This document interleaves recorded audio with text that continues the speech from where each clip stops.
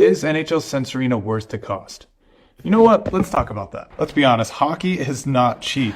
An extra ice time can cost over $150 an hour, and hockey camps cost hundreds.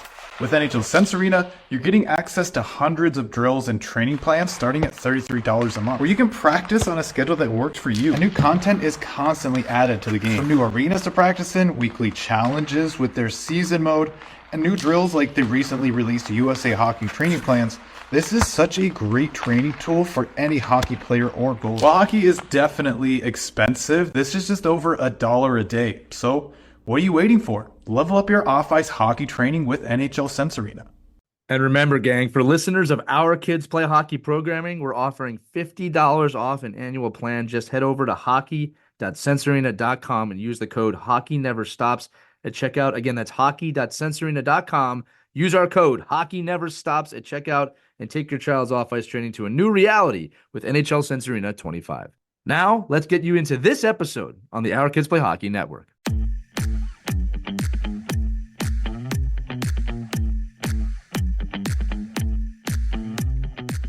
So for this week's Ride to the Rink, I really wanted to talk a little bit to players, specifically about how you practice is how you play. And you've heard that all the time. I'm sure you've heard it from every coach that you've had growing up. I'm sure mom and dad have probably told you this. You know, you've got to practice like you're going to play. And here's really some strategies around why we say that, and then what you can do to put yourself in a position so that people aren't asking you to do this all the time. I think practice is how you play. Philosophy is something that you can control. Sometimes, you know, we're in boring practices and flow drill practices and practices that don't inspire you in a game-like situation, but this is something you can control totally. And I think looking at a practice and looking at how you approach practice first, just like a game, is really starts getting you in the mindset. I talk to my players all the time. To me, a practice warm-up and a game warm-up are the same thing. And a matter of fact, it's probably more important to warm up properly for practice because you're getting that many more reps that much quicker without a lot of rest. Like in a game, at least you get your shift rest. Here, you're going right at it. You're in practice. You're going for the full 60 minutes. This is where you need to prepare the most. So when we talk about how you practice is how you play, how you prepare is how you're going to play. And if you prepare one way for a game and one way for a practice, it's really going to give you a hard time getting ready for the game or getting ready for the practice, depending on what kind of strategies you're using to get ready. So practice like you play.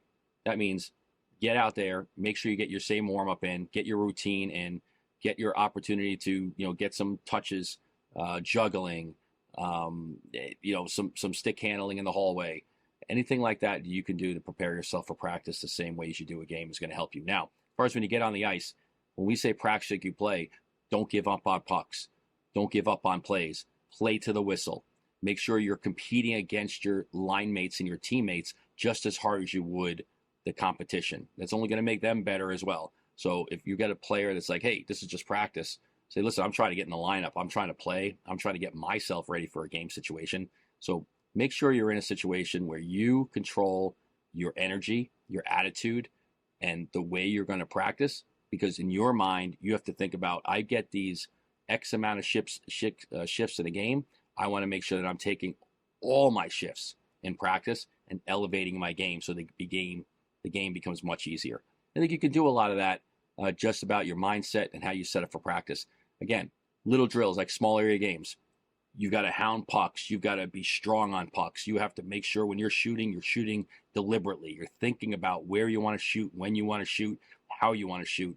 Do all those things in practice because that's what you want to replicate in the game.